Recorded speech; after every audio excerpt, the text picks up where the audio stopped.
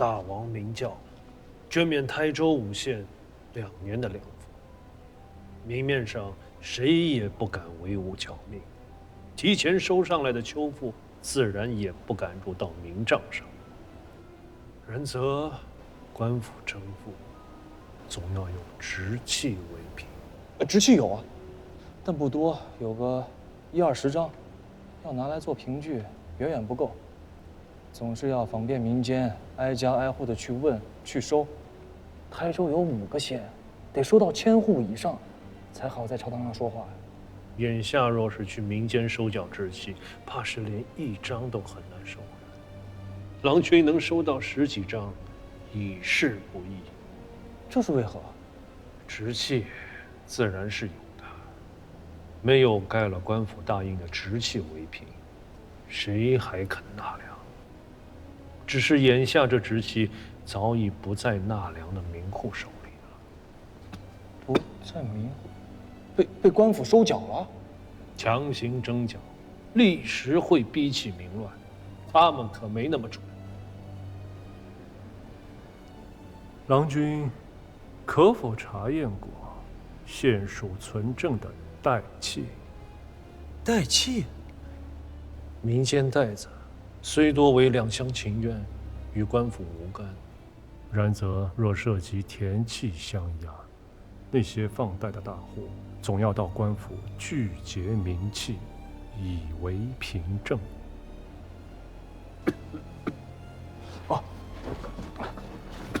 去找那個姓秦的縣長，讓他去拿入夏3個月以來的代契來看。來，給我。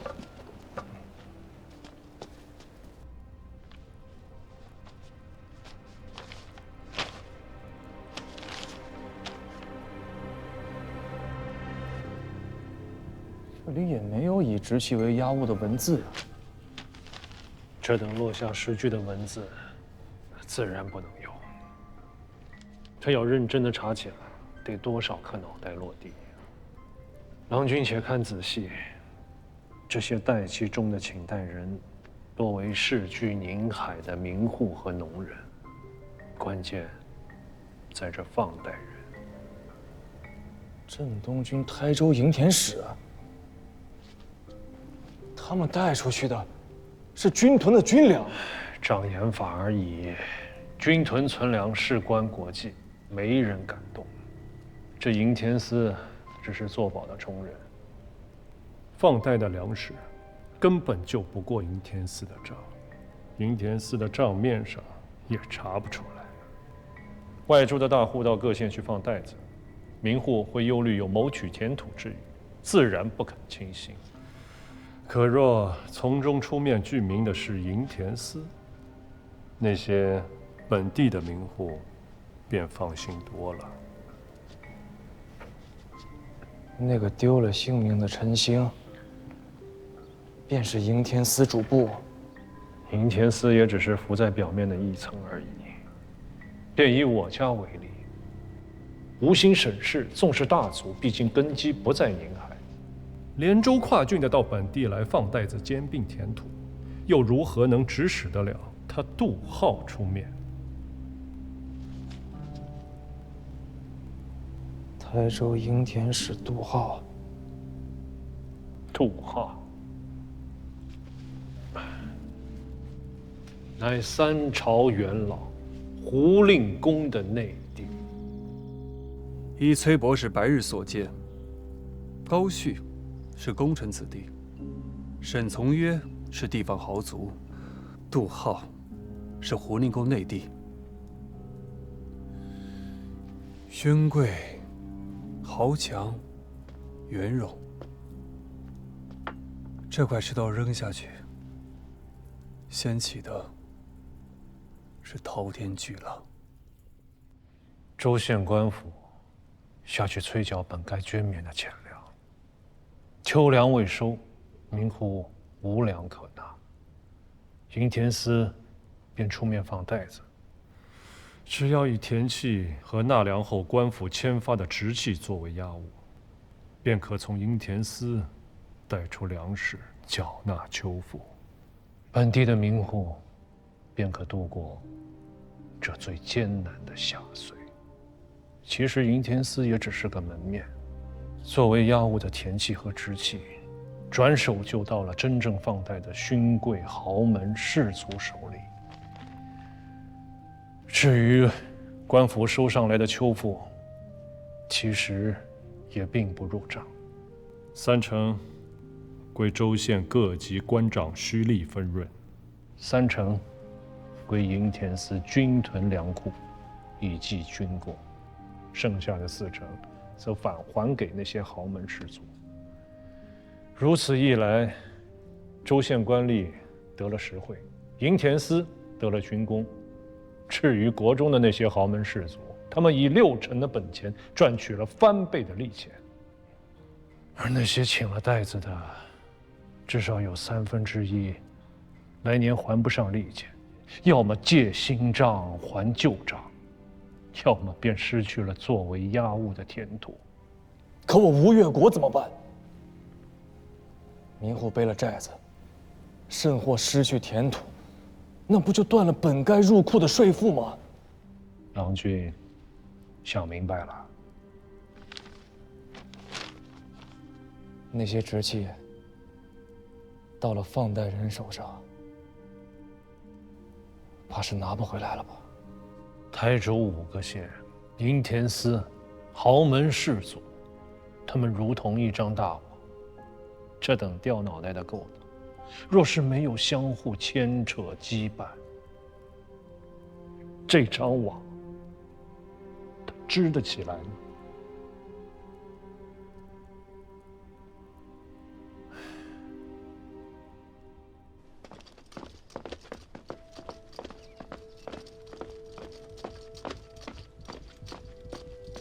此事大抵如此。刘元琛，末将在。大川那邊不要留人了，剩下的300多人都調過來。諾。不能再等了，台州銀田司設在海油鎮，快馬過去也要半個多時辰。你可是想定了？沒有教民在手，我不能夠干涉地方的政務。但是銀田司不同啊，他是軍務。認真的說起來，九郎和我是有便衣行事之權的。你們過去，縣學這邊我來坐鎮。九郎已經把握了縣屬，銀田司那邊我親自跑一趟，不要再走懶事了，你就坐鎮縣屬。那個沈某深悉底細呀，一定要好好的把握在我們的手裡。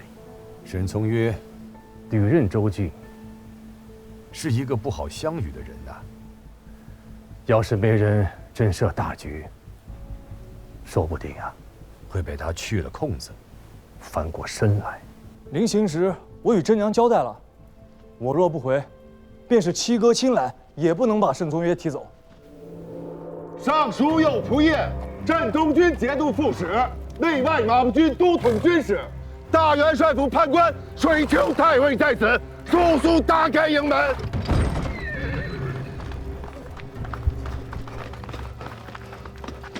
末將，鎮東軍台州營田使杜浩，參見太尉。拿下！諾。太尉，太尉，這是。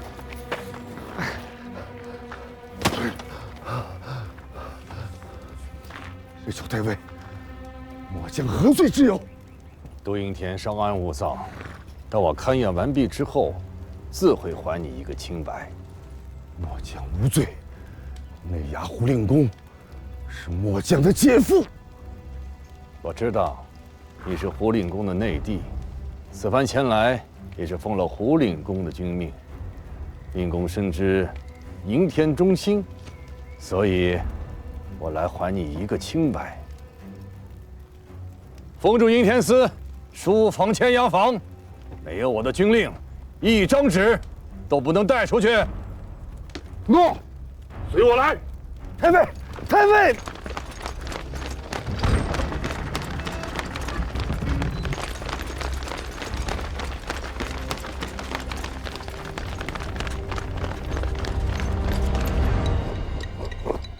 杜浩在台州所為，胡令公不知情。我也是依常理裁斷。這杜浩需要軍功，胡令公3朝元老，名位已極，軍功啊早就賺夠了。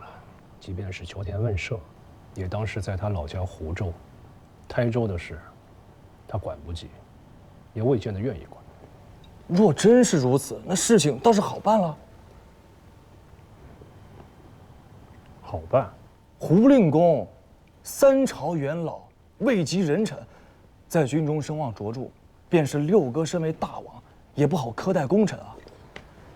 他若不涉及其中，事情不就更好辦了嗎？依郎君之見，案子揭開了，这件事就完了。若是西安侯水丘公在此，必不會出此言。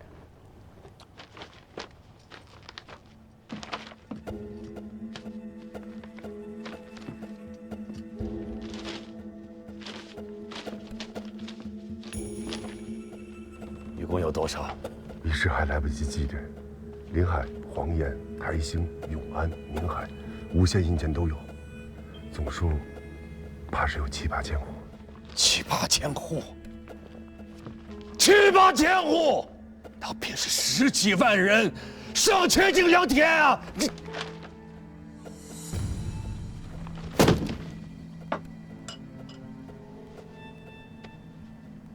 台州5縣，共計戶口17867戶，登冊的田土43216頃，又32畝3分。若是40%的人借了袋子，便是6000戶，那可是7、8萬人的生計性命。我家六叔高明府、杜浩等人犯下的死罪，竟東海之水難以盡其惡。可高家、杜家無心審視，數百年的望族，即便是全都砍了，也不過1000多顆腦袋。砍完了呢？這事就完了嗎？已經請了袋子的，他們的約期作不作數？若是不作數，這個窟窿誰來補上？營田司經手的袋子可以一筆抹去，可5個縣的秋糧已經收上來了。民戶向本地富戶請的袋子作不作數？約期上許下的利錢作不作數？若是也不作數，那本地富戶的虧空誰來補？既然是官府做下的孽，自然應由官府來補。郎君，你可知這是多大的一筆虧空？本歲秋賦，以每畝田除息300斤稻米為計，1畝田就是30斤稻米的賦稅。台州5縣合計54萬又200斛的稻米，郎君，那可是一座米山吶！這些稻米，在汴梁購買一個中原天子來做了。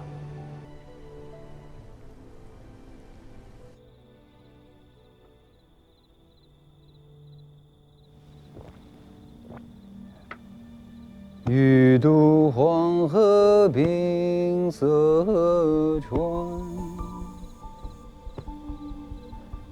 將登太行雪滿山。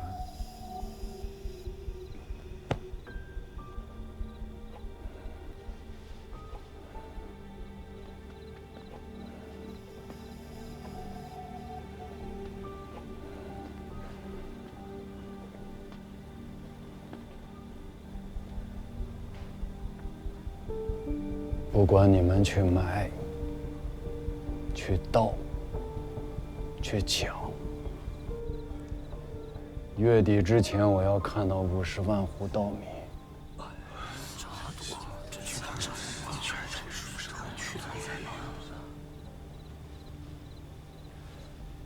諾。義父。義父，不懂規矩呀！啊，這都什麼時辰了？義父，這……哎呀，相府那邊，今日是養大才當值，回义父的话，這不是相府的書文，是台州的急報。州縣文書就該顯擺相府，你也是當了老來差的人。這是九郎君與水丘太尉自台州發來的聯名急報。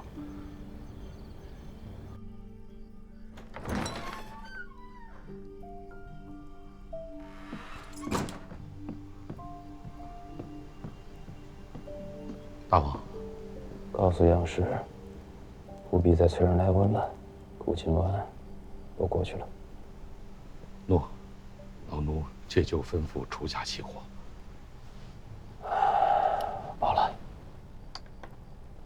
大半夜的，弄得都不得安生。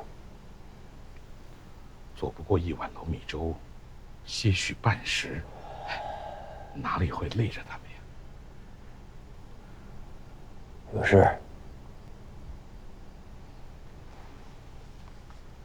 这是九郎君与水丘太尉自台州发来的联衔表彰。联衔？是啊。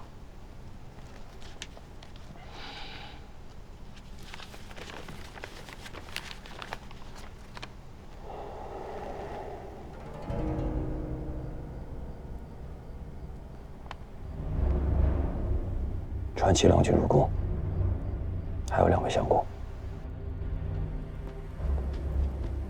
怎么这个时候来传？是宫里出什么事儿了吗？据说是水丘太尉与九郎君自台州发来了急报。此时3刻了，宫门下月，外臣不宜入宫的。大参乃是当朝国丈，王室妻礼，算不得外臣。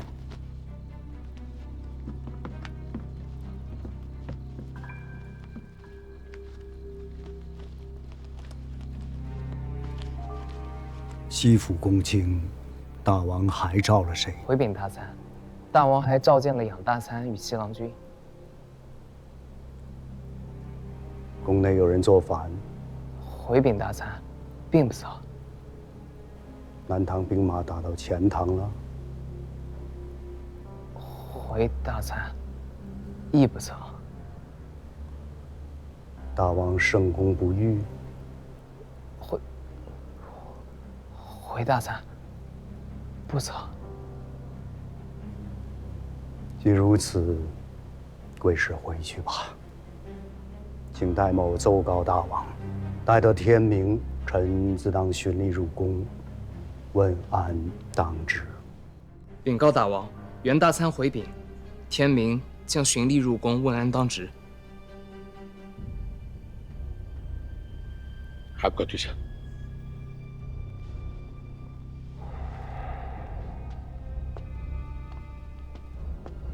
他这是什麼意思啊？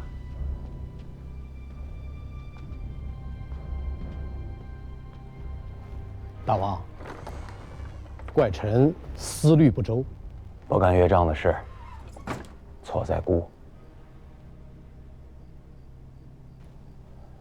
你們一向一餐，陰夜入宮，明日博弈屋那邊的米價，怕是又要漲了。左右都來了。都看看吧。陳卿家裡還有些什麼人？有老母在堂，還有個幼弟。是不是跟金靛子過去了？諾。不要做公賬，從內賬裡支。諾。替我跟吳清沈家寫封信，就說沈家欠咱們一條人命。這筆錢應該由他們出。諾。沈家大膽！不止一個沈家呀！臣有罪。不干岳丈的事，誰家沒幾個不肖子弟呀？名門大族，10幾個房頭，枝蔓牽擾，岳丈又不是族長，一個人哪裡看顧得過來呀？臣治家不嚴，縱容子弟劫奪民田，無言再立於朝堂之上。请辞，同參大政，以全大王聖德。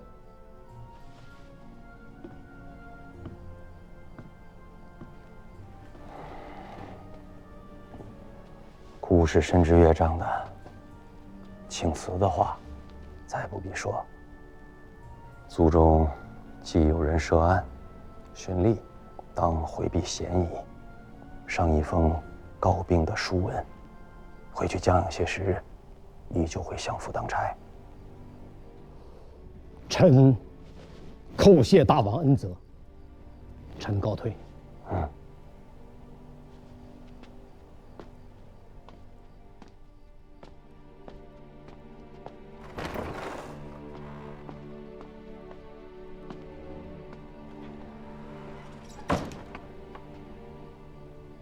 想明白了？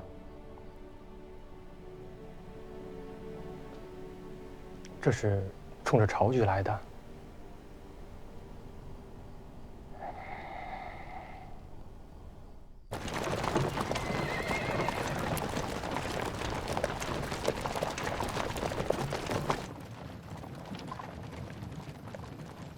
全都卷进来。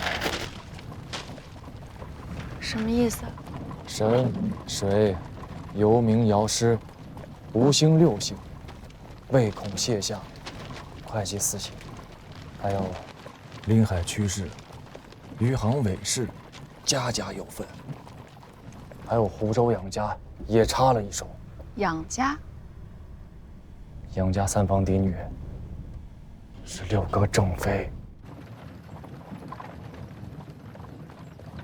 这2年，3位相公相继故去，朝堂为之一空。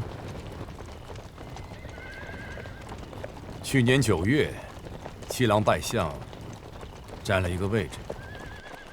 元阳2位大参，眼见着金穗也要宣麻。现如今掀出这麼大一個案子，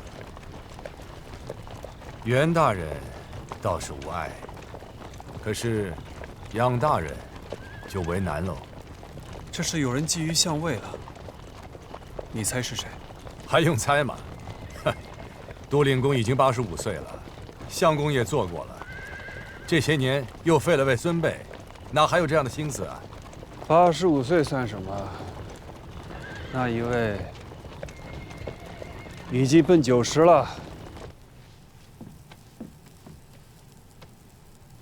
你們退下。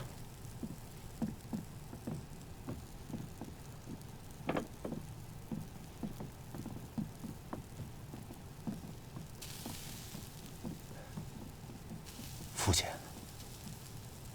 杜浩出事了，水丘昭劝的奏书递进宫裡了。一把年紀的人，還那麼毛毛躁躁的，何時能穩重點兒？這不成了笑話了嗎？3代一將，何曾有過90歲的宰相？再細想想，自祖父至相府以來，歷6任丞相，眼看着自己的後輩一個個宣麻拜相，自己雖然是原從老臣開國勳貴，卻只得掛得個君職榮顯悠游臨下。換作是你，你能甘心嗎？若真是他，杜浩的事情，這又怎麼說？依着水丘書文中所言，杜浩此番干犯的是死罪，萬無寬恕之理。養公族人犯法，當必為戴罪。他這邊內地作罪當死，難道不一樣要上表謝罪？還如何做的宰相？他又不是神仙，如何能算得出水丘與九郎會因海風轉播台州？這個杜浩手裡捏着這許多職器，於他自家有什麼好處？他這是要待時而動。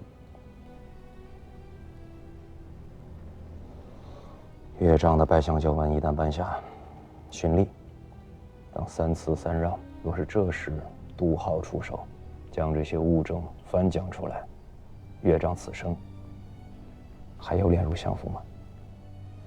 九郎倒是立了一大功。这臭小子，初生牛犊不怕虎啊！钱伯六这些子孙，别说齐方最不爽利，多少有点娘气儿。倒是这个小九郎，竟然是个有种的。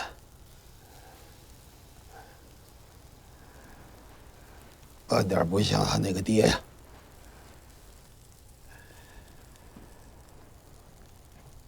颇有些乃祖之风啊。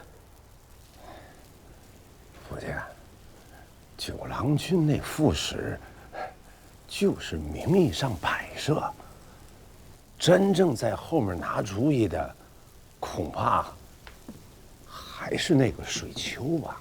你懂个屁！那。父亲，用不用咱现在上个谢罪的表彰？急什么？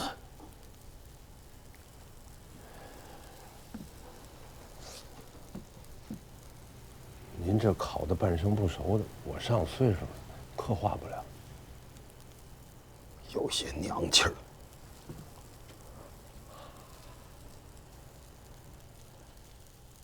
你也是九郎，人家也是九郎，你比人家还多吃了几十年闲盐。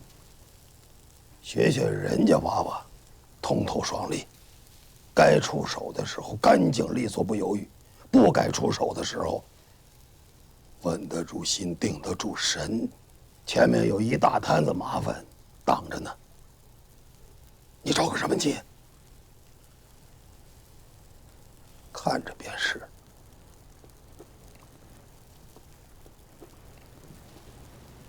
儿子愚钝，不知看些什么。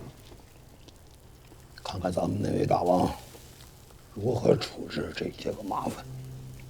那现下该如何处置这些人？处置什么？如此大案，牵扯世家大族，不下10数。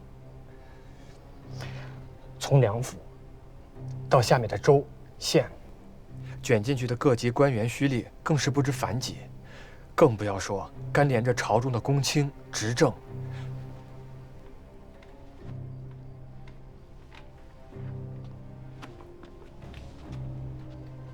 此刻是理会这些的时候吗？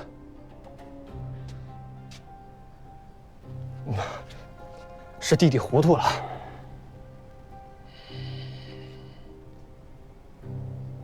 相府那边怎么办？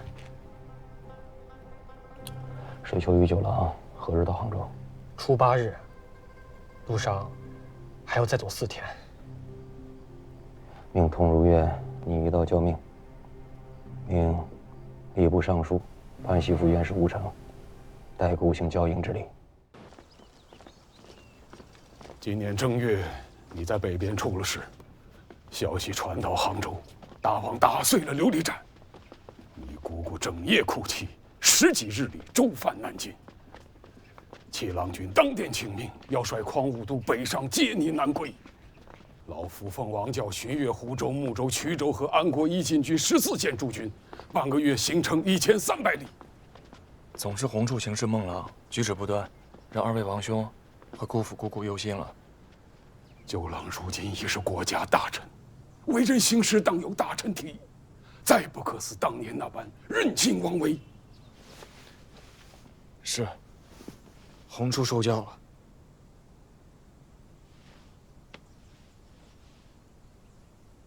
这一遭也实属不容易，总算没堕了吴越与大王威仪，也算有功。大王还在等候，走吧。还笑。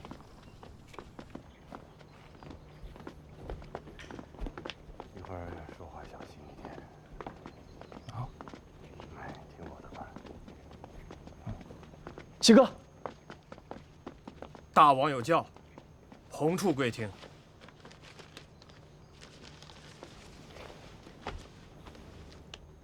臣恭领大王教命。姑，此刻要忙政事，无心悦耳之气。奉仙堂打掃乾淨，儿子续贵便是。也让列祖列宗和2代先王见识一番咱们吴越前世这一代的英雄好汉。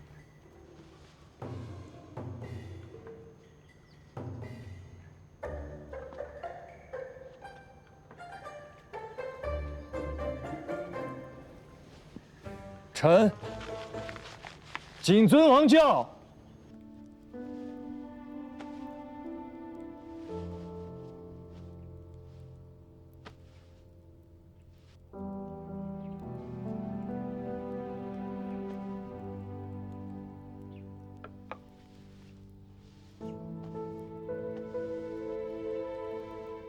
年初，北面传来消息，故险些便要提兵北上，无論如何也要將卿等與九郎迎接回來，使卿等身陷險局，固執過也。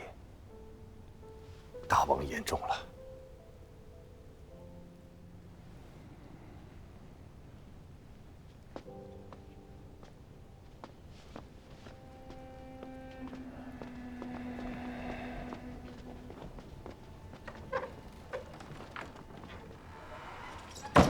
台州的事，故意禁止了。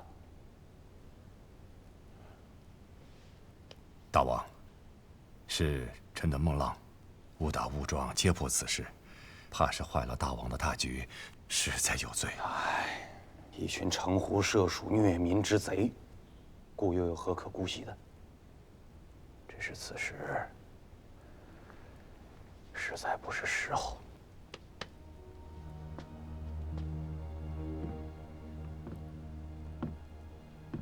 是精灵出兵了。水丘公，据金陵信报，7日之前，堂主明发王崇文为东南面行营督招讨。不是苏州，是福州。南唐李璟即位後，自視為大唐皇室子孫，慨然有定鼎中原、恢復舊都之意。福州成為南唐向東南擴張的關鍵目標。原閩國將領李仁達佔據福州，假意歸順南唐。公元947年，南唐再次派兵攻打福州，李仁達立刻向吳越求援。那李家父子的膽略，便也是那麼回事，故意在北面備下了8陣席面，可這客人卻只肯到南面吃我博弈屋館子裡的愉快，圖小利而置三軍於險地，虧他們還有臉自居金陵，以孫仲謀劉季奴自詡。大王，發大兵繞襲福州，於南唐國力固然勉強，於我吳越而言，也並不輕鬆。眼下可調之兵，那只有楚州、溫州、處決諸都，最為便利了。但是作為中軍能戰之士，至少不能少於8000，缺額4000吶。姑給你補上這4000。大王已決議，調上直、中直、右直6都兵馬南下，組建南面行營。內直6都拱衛王城，一旦南下，西府之內若有肘腋之患，恐怕不能應付。姑還有親衛都和親從都，但姑已決議，請姑父入相府拜丞相，總領國中軍務。臣請大王示下，南面行營何人為帥？姑意以內衙上統軍使參丞相府事養人權為南面行營督招討，以水丘公為行營兵馬都監，征發衢州、楚州、溫州鎮兵3萬，並發內直、新城、武安諸都兵馬為行營中軍，南下救援福州。臣水丘招勸，謹奉王教。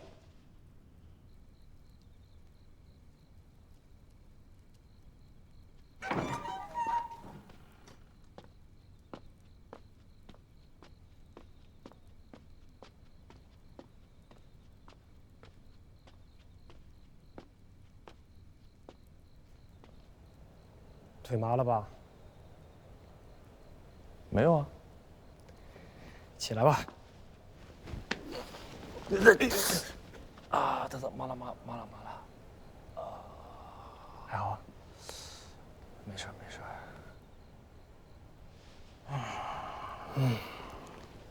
你这一遭啊，着实吃了不少的苦头。六哥不恼我了，都是同胞兄弟，有什么恼不恼的？更何况你这一遭又不是在胡闹，总归是让兄长们担心了呀。我家九郎啊，也学会做正事儿了。哎，六哥正事议完了，那就劳烦七哥陪我一同向六哥去赴庙。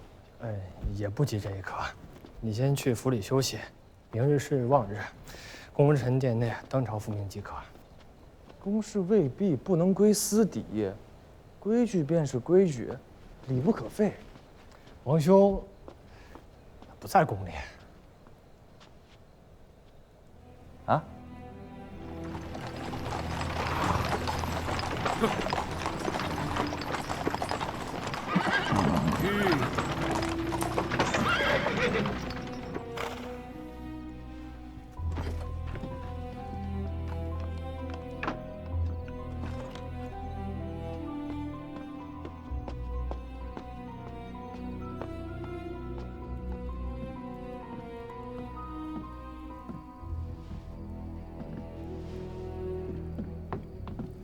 三哥，六郎，是姑错了。承你叫我一声三哥，我也把话与你说明白了。功臣堂上那个位置，我想都没想过。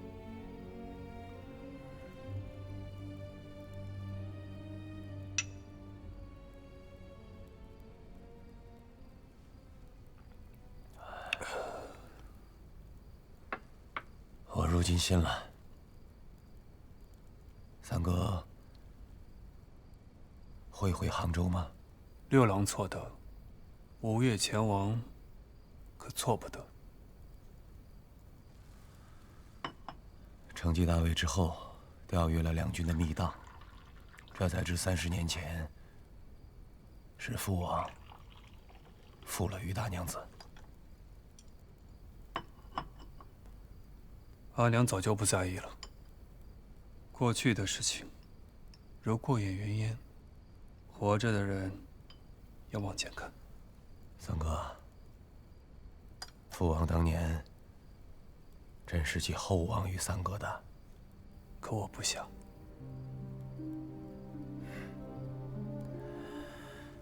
三哥留在博弈坞，就是为了等我前来，将这些话说清楚的。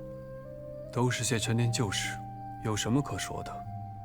本来使团归还吴越，在台州上了岸，我便该回去了。跟着来杭州，是为了带阿娘传一句话。于大娘子有何赐教？阿娘说，是父王负了她，看在旧日恩情上，她便饶了父王。可是2代人不能负了2代人。如今真娘也已经来杭州4年多了，若是让她没来安置，别说阿娘，就是我，也不会饶了你于九郎。三哥，有何章程，不妨说来听听。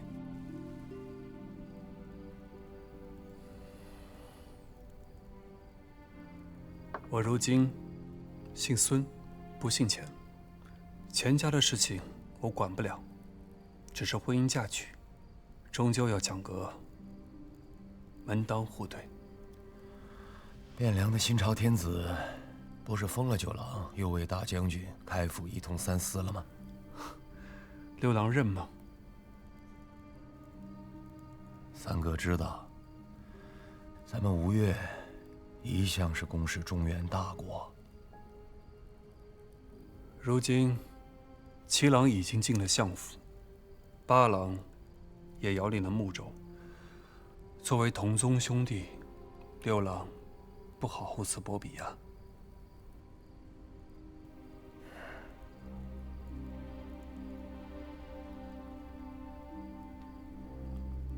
國家公器，也不好任人唯亲。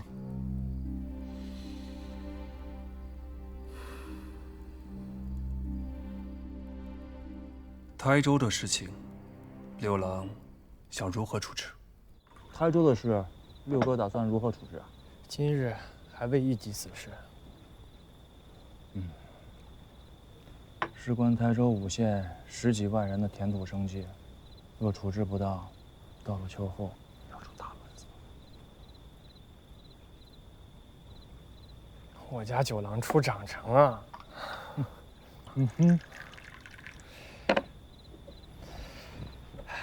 不只是台州5个县，先征后粮，兼并田土，涉及明、台、温、木、兀、楚6州的21个县，就連東府其中的3個縣也涉事其中。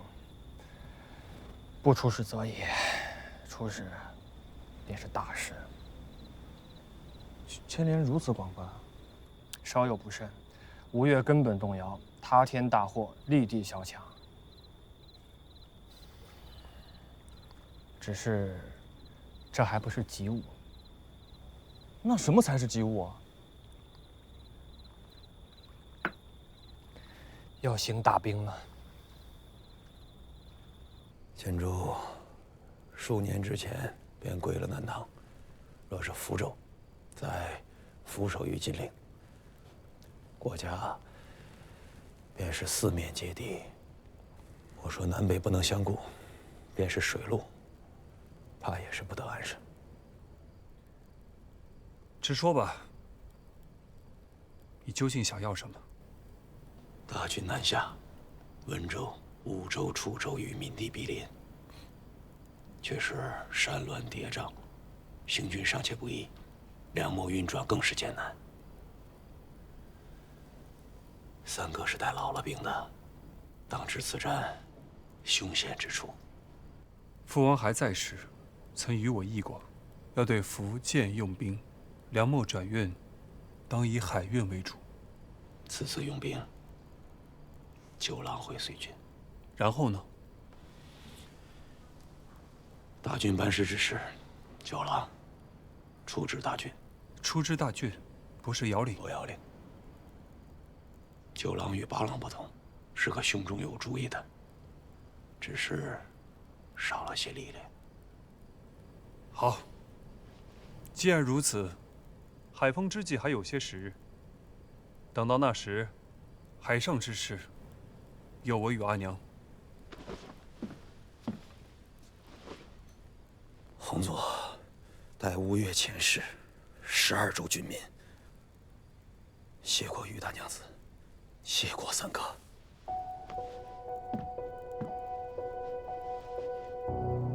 隨軍出征，已經定了。這一遭回來，怕是沒有之前那般清閒的日子可以過了。你心裡要有個數。我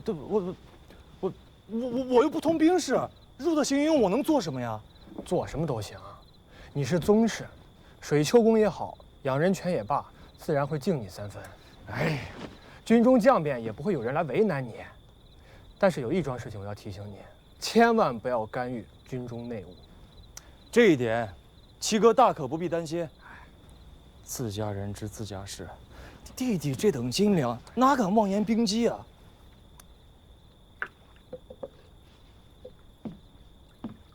七哥，我能不去嗎？你在京師不是頗有本事嗎？一陣解帥太尉，當殿說賜便賜了。那如何能一樣啊？那個時候我豁出去的無非是自家的性命，出兵放馬的多少人的身家性命所繫啊！弟弟如何敢托大？兵事籌劃、軍機調度，自然有2位帥臣和諸將擔待，也沒指望着你上陣廝殺、臨陣退敵。你別忘了，你可是中原天子御口親封的16位環衛官。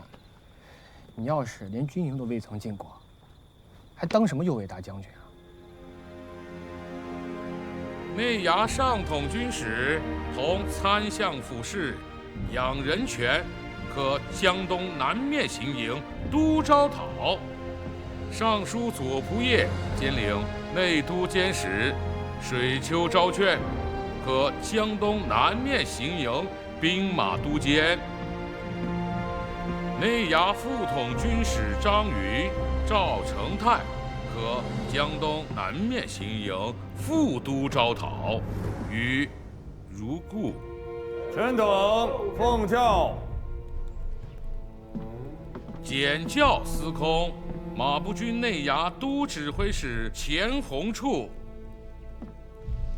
志性英敏，气度宏深，怀匡时之宏略，报济世之伟才，可特授江東南面行营官军容使，权、穆、务、台、衢、楚、温6州水陆都转运使，提举江東南面行营诸军粮秣、甲仗、辎重公事。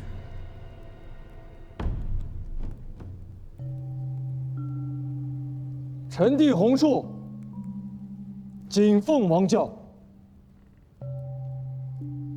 官军容使。是。官军容使，不伦不类。他是皇帝，是宗室，莫说一个官军容使，就是做主帅，那便也是做得。让九郎君做主帅，那真是天大的笑话。不要说是养人泉跟水丘，就是张云跟赵成泰，他们那些个军中的将佐都不可能会听他的。莫巧廉颇老，莫欺少年穷。汴梁巡使，算不得什么藩难差遣，然则刘知远纵横沙场数十年，虎踞太原，一观天下，尤其是肯轻易许人的，你们道他是笑话。中原天子亲封的开府仪同3司，右卫大将軍，却未必是個笑話。父親的意思是，大王想日後讓九郎君以宗室的身份獨攬兵權。60多歲的人了，我看你似是個笑話。斬頭立血的買賣，卻弄個娃娃守着糧道，這戰如何打得完？這九郎君有個混名叫於帳子，聽說也會用刀，調理的一手好愉快。若是去山月樓做個廚工，定是不錯的。3、4萬大頭兵，靠着他一個人捕魚切塊，卻如何餵得飽啊？趙八郎，管住那張荤素不忌的破嘴！九郎君是宗室，是當今大王的同胞兄弟，經之於業，也是你能非議的。太尉，莫怪兄弟們嘴臭，這大軍在外征戰，若是斷了糧草，這可是要命的局面。你都能想明白的事，大王能想不明白？凡事莫要自作聰明，雖說是在軍中，但也不可亂了尊卑上下。若是教某知道，你們這幫阿雜丘巴，有誰對九郎君有不敬，亂了禮法，軍律森嚴，卻是莫怪本帥壞了兄弟情分。印信。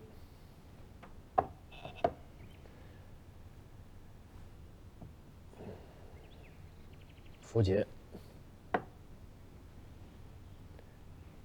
取得軍中，諸事仔細，多聽少說，謹言慎行，仔細不要鬧了笑話。哎呀，弟弟曉得，王教上說的明白，權、穆、務、台、衢、楚、溫6州水陸都轉運使，提舉江東南面行營諸軍糧秣甲仗辎重公事。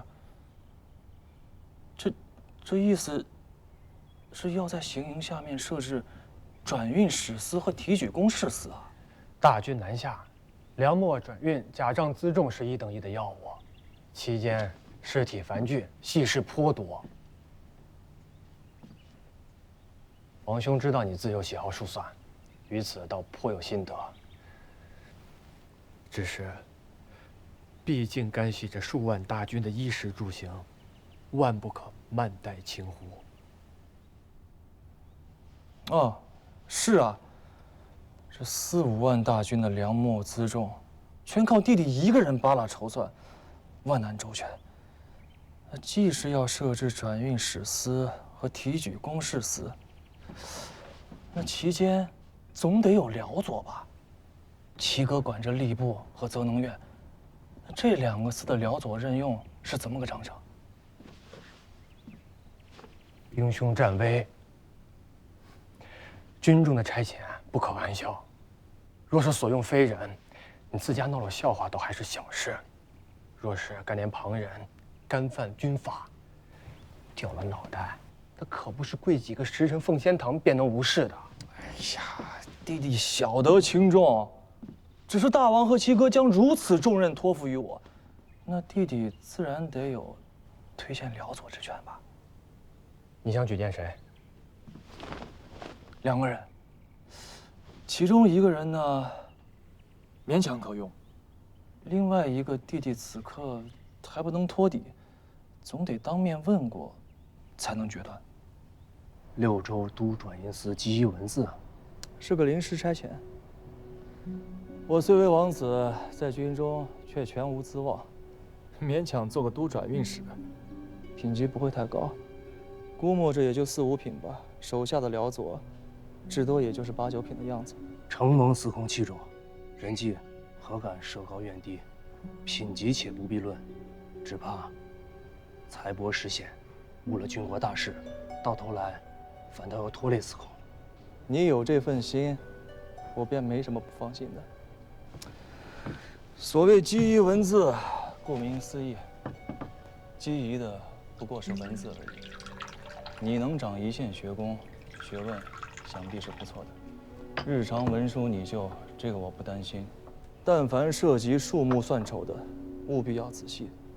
看不明白、算不清楚的，一定要核准問時。既如此，人際謝過司空賞罰。走，用過晚飯，隨我去見個人。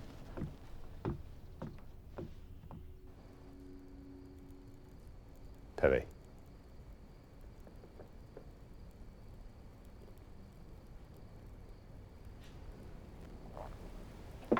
请。大王要抬舉弟弟，封個官軍榮使也還罷了。大軍的糧秣給養，是何等大事！九郎是在宮中教養慣了的，又未經過營武戰陣，如何應付得過來呀？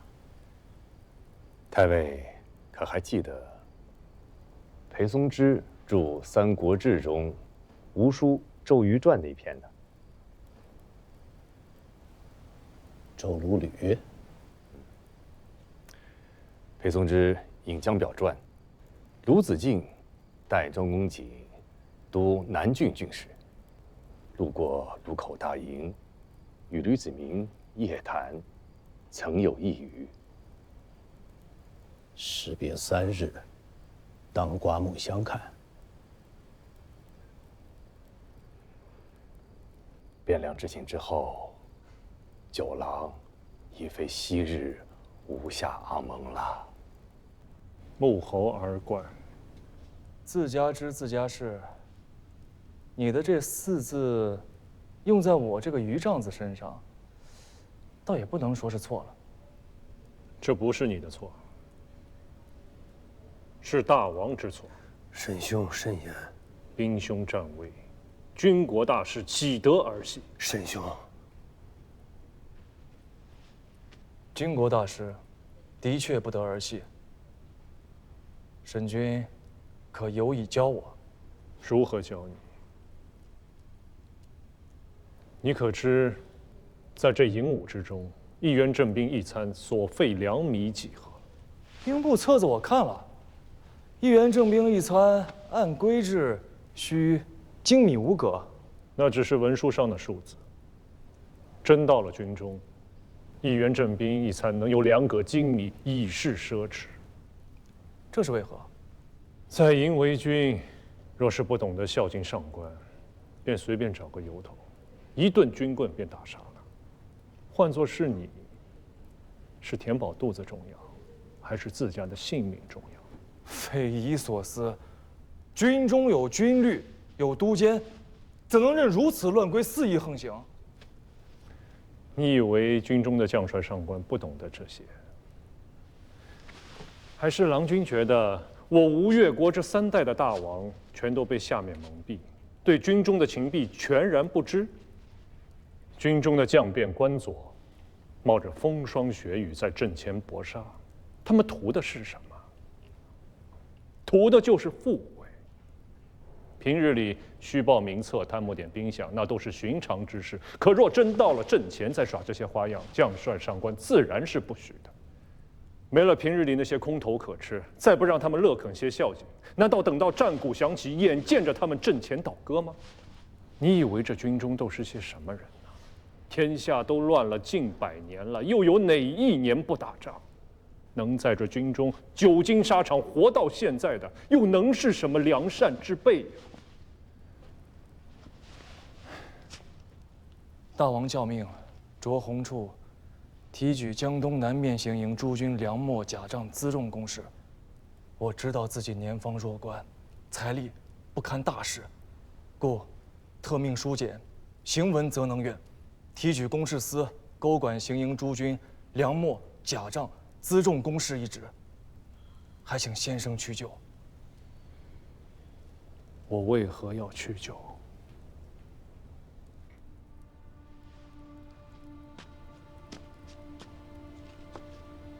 若得先生赴粤，洪处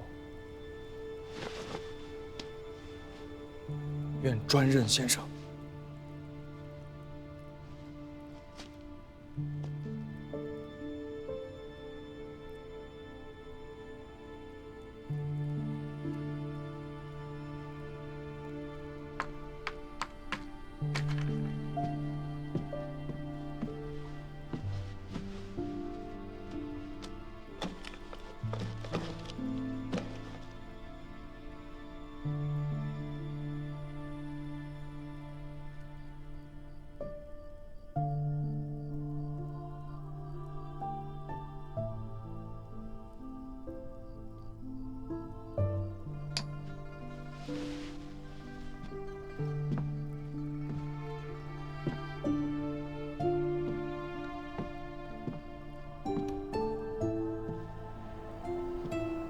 怎么了？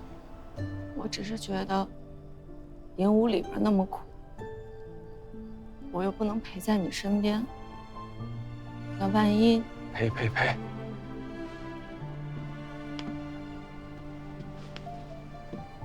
我只是个都转运使，又不会上阵杀敌。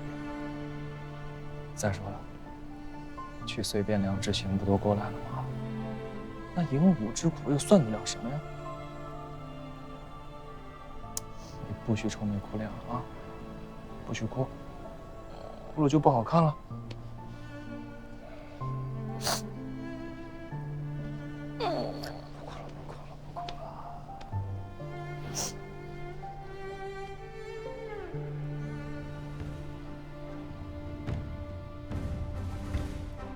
报，官军轮使到。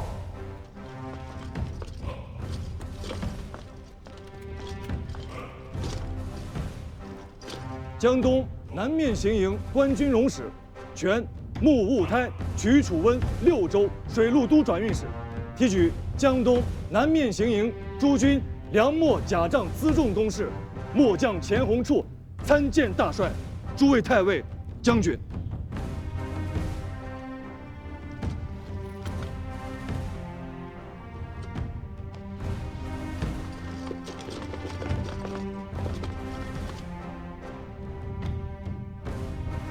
给官军容使看座。謝大帥。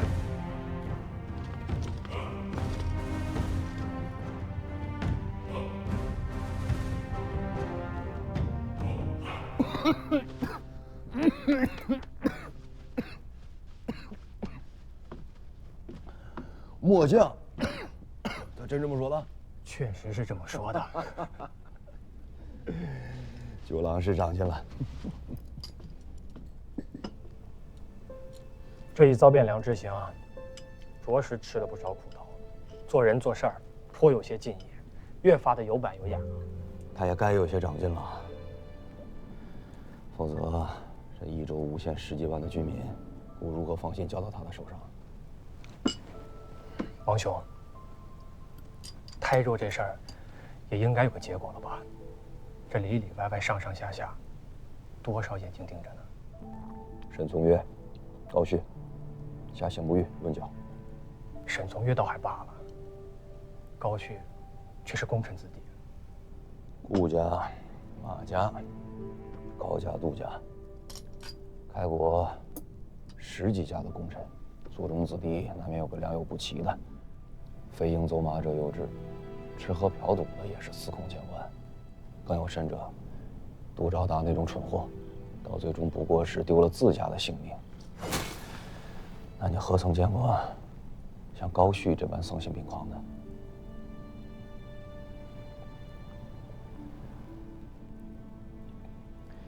以亲、以贵、以公，不亦有之。可这当国者，一碗水是要端平的。杜兆达诛了，高旭如此大罪，若是纵了，你我兄弟何以对杜灵公？是弟弟想的差了。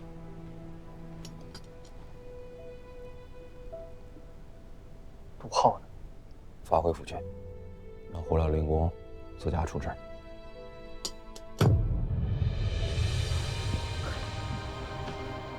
九郎，阿舅只求再见老令公一面。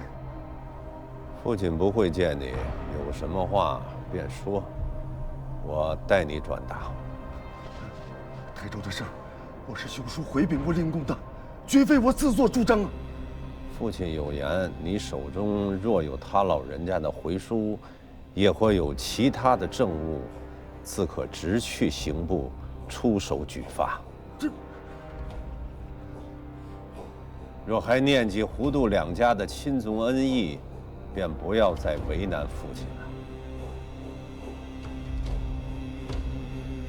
九郎，我想再见一面。九郎，九郎，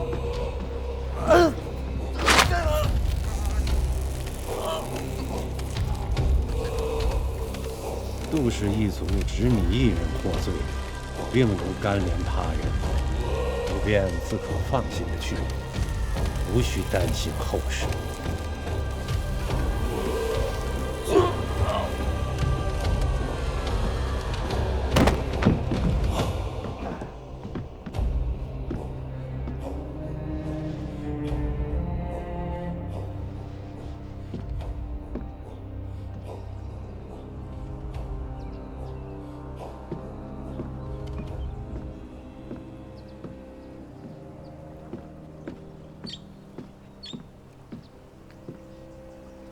父亲，办妥了，办妥了。夫人那边，不必管他。夫人最为矫情，近之则训，远则怨。你此刻若是紧着关照他，他便会觉得你自觉欠他的，啊？哭天抹地，唯宠是教，久之便会生出是非来。现在不去理他，让他自家去哭去闹，冷上他几天，他便会忧心自己受了亲族的牵累，失去了宠爱，反倒便会思忖自省，心思便会轉到顧冲上來了。内衙將人送來，大王連一句教命的話未曾有。這是大王在等父親自家上请罪的书文吶。请什麼罪？你二爹有何罪？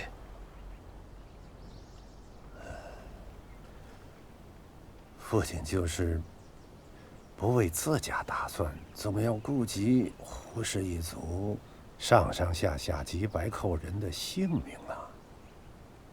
當今大王嗣統已有5年，在吳越國根基已固，若一味傲岸自矜，扫了大王的體面。父親今年已經89歲了，大王或可不為已甚。只是胡家100年之後，恐有不忍言之事啊。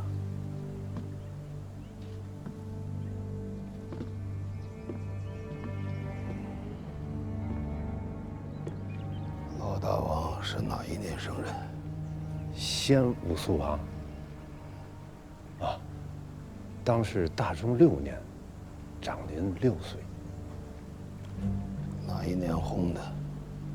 保正7年，就是朝廷长兴3年。没了15年了，活了81岁，也算是寿高。先王是哪一年生人？光启3年。哪一年没的？天福6年，享寿54岁。比你还小4岁。是。想的太多，时少时烦，便是手段呐。与王家比起来，咱们父子已是赚了。